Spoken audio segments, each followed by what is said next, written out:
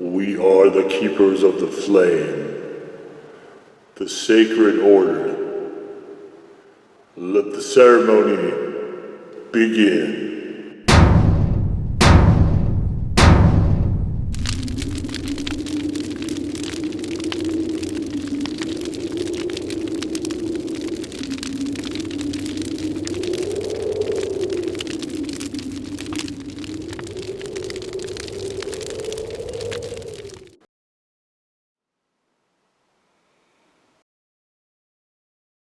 And today, faithful acolytes, we take a look at this. And what this is one of the entries from the Hot Ones project, guys. If you have been following the blog, and the link will be down below in the description, guys, if you want to follow along on there. But I was talking recently about the sauces that appeared on the show, the Hot Ones, which generally is a pretty well-received chili head show. And of course, you guys should go check that out. And there's been, I think, 11 seasons of that now. So some of the sauces I've already done, some of them I have not.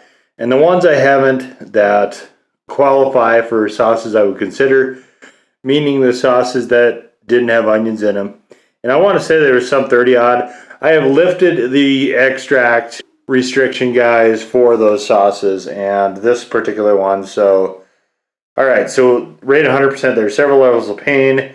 The pain levels are marked with the degree of pain you experience. The higher the percentage, the more pain and less flavor, which is, I wouldn't say it's necessarily true. I think it's more of a different flavor. Although there are chili heads that will argue that the more pain, the better the flavor, which is completely false. And we'll let you decide. Taste the pain, blah, blah, blah. All right, and this is out of Kansas City, Kansas.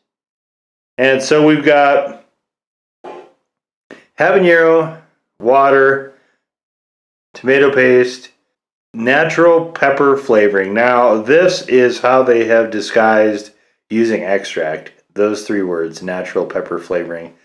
Salt and spices, which is probably just random stuff. And I don't see vinegar in there. So this particular sauce, if you read the review, is rated, I believe, at about 40,000 chew on their website, which it probably is without the extract. I've seen it as high as 160,000 on some other sites, which is probably closer to where I would put it, given the extract component of this. And I am glad that they have the smaller flask. So we've gotten, I do like flasks a lot. I've used probably about a third of this in testing. So you can see it does have the look very similar to the sauce of the year last year, which was from Torchbearer, and there is also similar to the Pure Death, which I don't recall what year that was. That was sauce of the year. All of that stuff can be found, by the way, in the very last blog entry, guys, for a given year. So if you look at the one for 2019, I go through all the years there as well. I am trying to work in as well videos for, of course, not only as many of the hot ones as I can do, but also as many of my sauce of the years. There is obviously some challenges now with the COVID thing going on, and with the fact that some of those are special editions, both for the hot ones and for the sauce of the year. So some of those I can't actually get to. So take a look in here. It smells a little bit more similar actually to the Pure Death. I mean, it does have that smell to it. And I think that was the thing that really struck me as most like Pure Death was the odor. And extract, unless there's a lot of it, won't always have an odor that's enough to become overpowering. So, all right, there's good. All right, so what we've got here, you can see we've got a very nice, lively, bright red sauce with chunks of bits in it. Very, very, it's not super runny, obviously. It doesn't, you can see it's doing a decent job sticking to the spoon here. We got a little bit of darker red in there, a little bit of tinge of orange at the end of it. My suspicion is this is probably orange and maybe red, Savina habaneros. But definitely there is a very notable extract component in there. And we were going to try to, in this video, to actually see if we can find a way to disguise that for this content. So anyway, let's do the thing.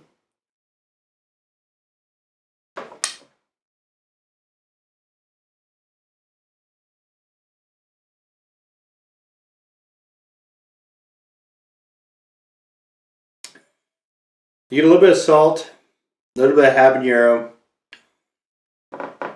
and then almost right away that metallic-y overtone just bitters everything out. And it definitely flushes with heat quickly, as extracts tend to do. Those are almost always immediately hot. This one was certainly no exception. Right out of the gate, this thing was punchy. For sure. So today, during our quarantines and lockdowns and so on, we have here, can you see that? This is the Velveeta mac and cheese cup. So I'm hoping with a nice creamy sauce, we're going to be able to blunt a little bit of that edge. Because it is not... It just ruins the flavor. It's so frustrating because they have a really good sauce here going otherwise. So, all right. So let's get some of this in here.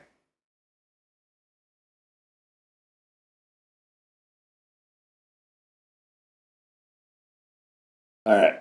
Let's get a good amount. That's pretty good. We can always add more. And let's just get that good and stirred. So you get this nice orangey hue to this, almost pinkish.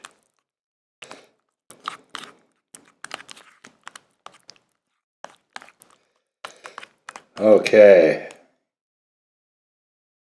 Here we go. And we're out to the races.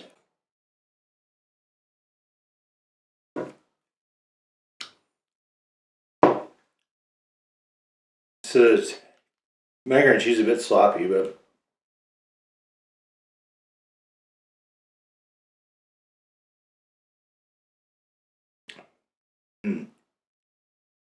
that's actually nice.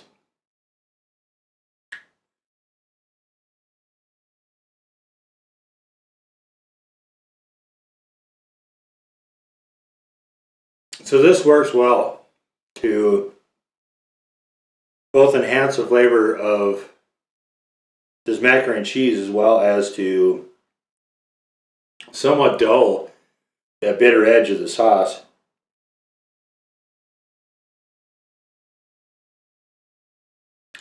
I just wish either they would come up with a flavorful extract or just stop it entirely. My preference is probably to stop it entirely, actually. I mean, well, you guys have heard me on and on with this, right? If flavor isn't the king, then there's not a point.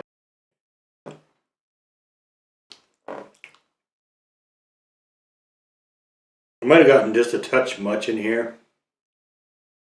Now I'm getting towards the bottom, and I'm starting to pick up more of the, a little bit more bitterness than I would like. It's a shame.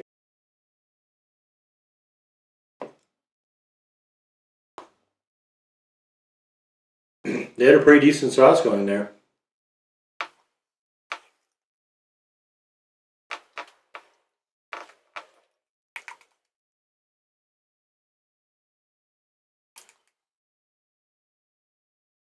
Yeah, I put too much water in this.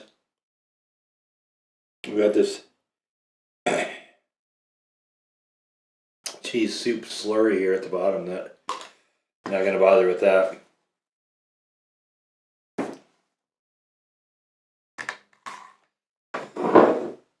Yeah, it's a shame. It makes this just hard to use.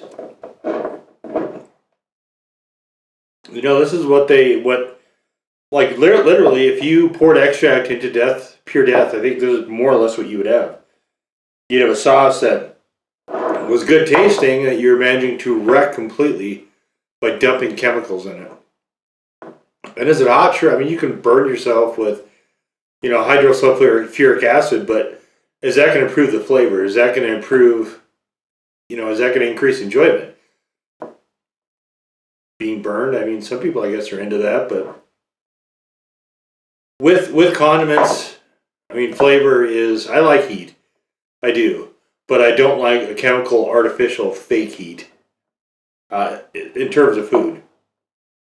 And that's my big hang up with extract. It just makes an otherwise really, really pleasant sauce just so super hard to use. And that's a shame. So this one, I'm done testing it now. I'm done with the videos. I'll probably try to struggle with one or two more uses just to see if I can find something else that it works well with. But that bitterness and that metallic-y overtone is so dominant with this sauce that I don't know how I would be doing this. If this is around at the end of quarter 2, we'll do it in that wing breakdown. I almost think I have to do that at this point because it was an actual wing sauce. And if I have it on hand, I should probably at least try to use it on wings. I did manage to find some unflavored ones that I can get and then just do in the oven or the air fryer. So, maybe I'll probably hang on to this till then, but it's just, stuff like this really saddens me. I mean,